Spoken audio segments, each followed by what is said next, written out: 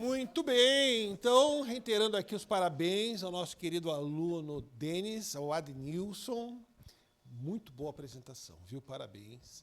E eu quero chamar aqui o nosso último apresentador, mas não menos importante, nosso querido aluno Samuel. Palmas para o Samuel. Muito bem, bem-vindo.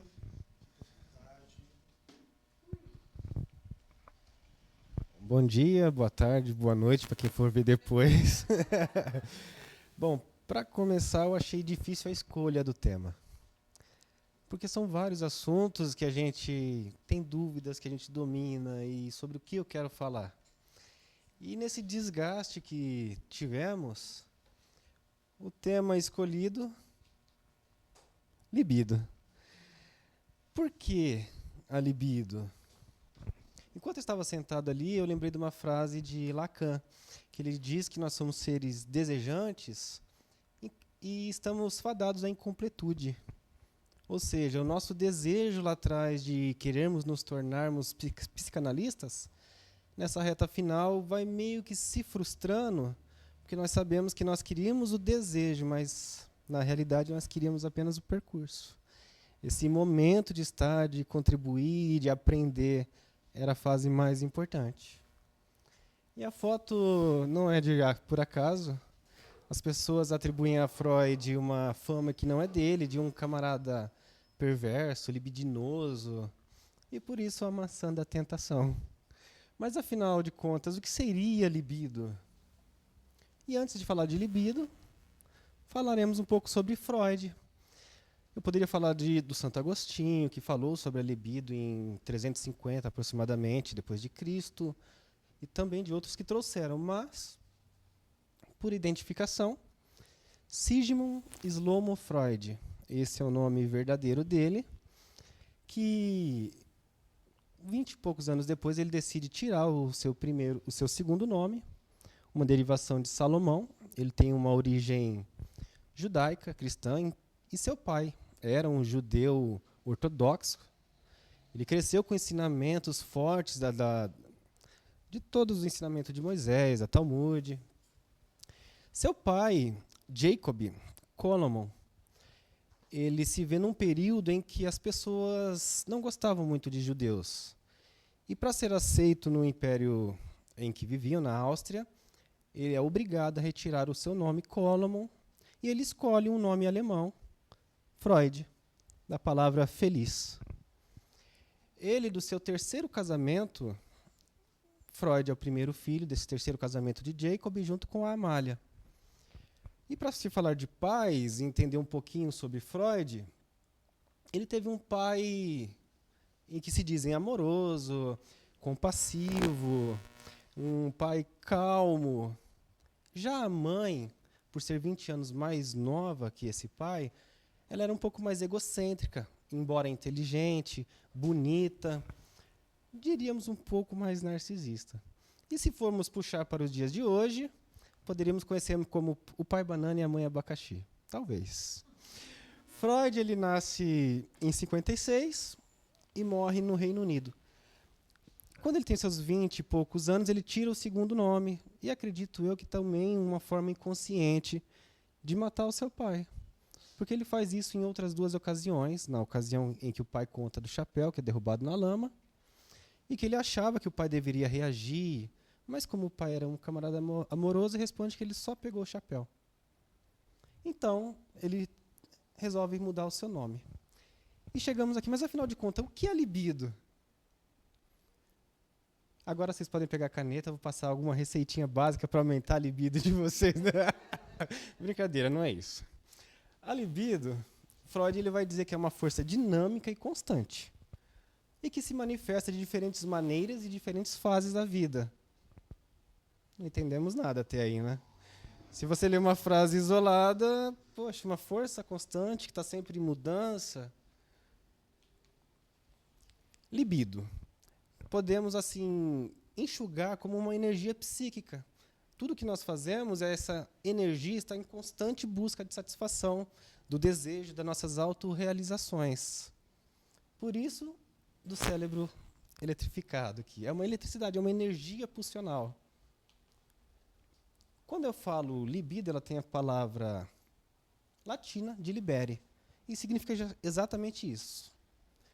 Desejo, prazer, anseio, tudo que nós queremos e às vezes não podemos.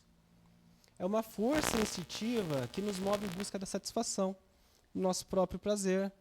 E aquela outra página onde está nas zonas erógenas, onde vai se localizar o desenvolvimento psicossexual.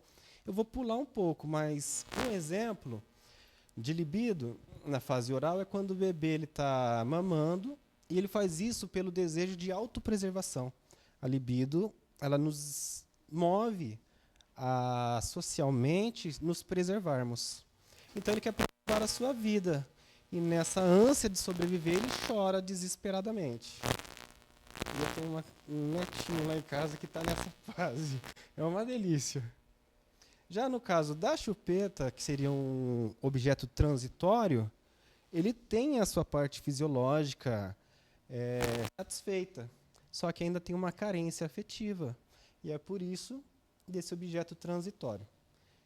E por isso daquela figura ali atrás, um homem emanando uma energia.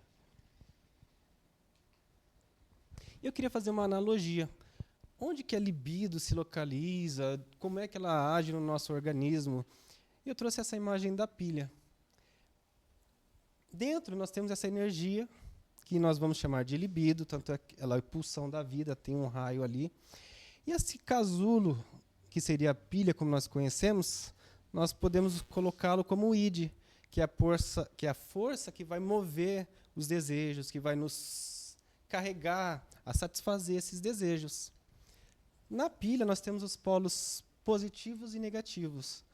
E eu não quero falar o que é positivo, porque o que é positivo para um é para outro, e negativo para um é para outro. Mas o que for demais também gera um excesso, gera uma falta.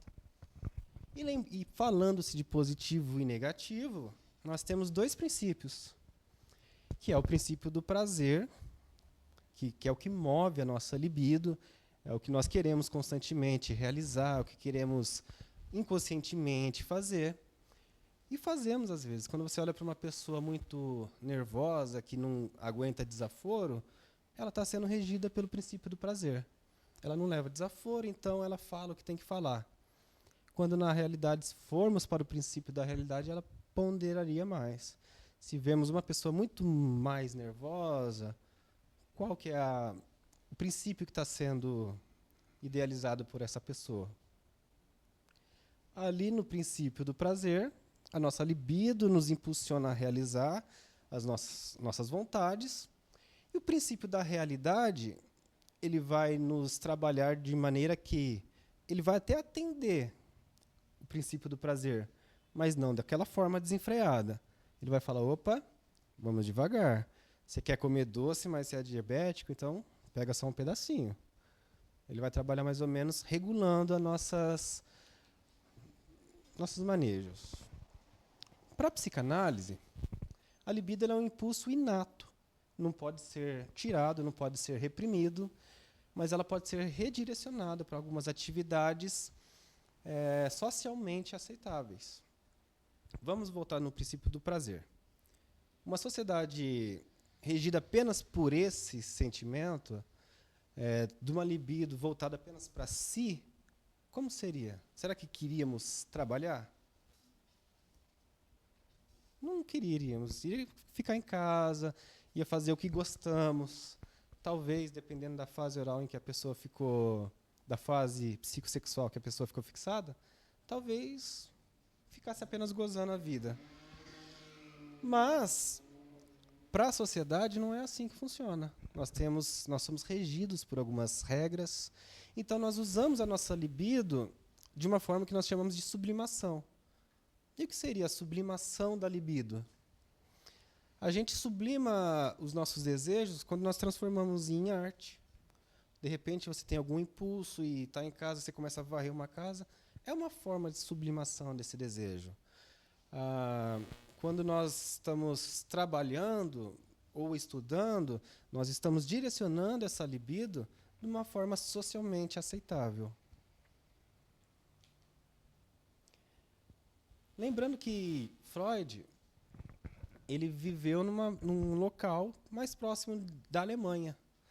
E uma sonorização da palavra libido seria Liebe, que é alemão, que significa amor. Então podemos dizer que a libido é a força propulsora da vida, da criatividade e também do amor. Quando falamos da libido, eu trago essas duas imagens. Embora, de primeiro momento, essa primeira imagem vai nos levar a uma libido narcísica, não é essa que eu quero falar. A libido do eu. É aquela energia que eu invisto em mim. Eu quero estudar, eu quero trabalhar, eu quero fazer coisas para me sentir bem.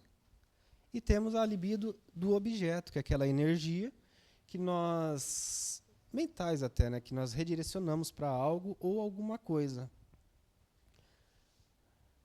A libido do objeto é interessante que nós achamos que a libido é uma energia que não se acaba, que não se dissipa.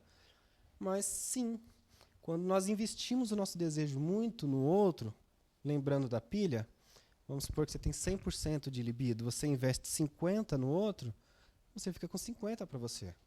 Se você investe demais no outro, é aquela coisa de eu dou, daquela insatisfação pessoal de apenas dar e não tem um retorno, é quando nós nos sentimos, às vezes, deprimidos, não sabemos o porquê. Porque essa libido ela vai se baixando. Por isso que nós temos que saber, como psicanalista também na nossa clínica, dosar. Qual que é a libido dessa pessoa? O que ela está investindo? Ela está em processo de fuga? Ela está liberando mais? Ou ela está se amando menos? O que está acontecendo com esta pessoa? E esse foi só o meu TCC, curto e conciso. Primeiramente, eu agradeço a Deus por me dar a saúde e também a sabedoria por ter me direcionado a minha libido para os estudos, né? Agradeço a minha esposa pela compreensão em dividir a libido, mesmo que de forma inconsciente para ela. E também aos meus filhos por entenderem um pouco da minha ausência, porque a minha libido estava sendo direcionada aqui com vocês. Aos meus professores também, por dividir a libido, seus conhecimentos conosco. E o Rudolf, uma frase que ele me disse lá atrás, quando eu estava em dúvida se eu entrava ou não na psicanálise, e que me impactou muito, que acho que é interessante para todo mundo. O tempo ele vai passar para todo mundo. Mas onde é que você vai querer estar daqui 2 anos? Pensando em fazer ou ter concluído? Só isso. Obrigado.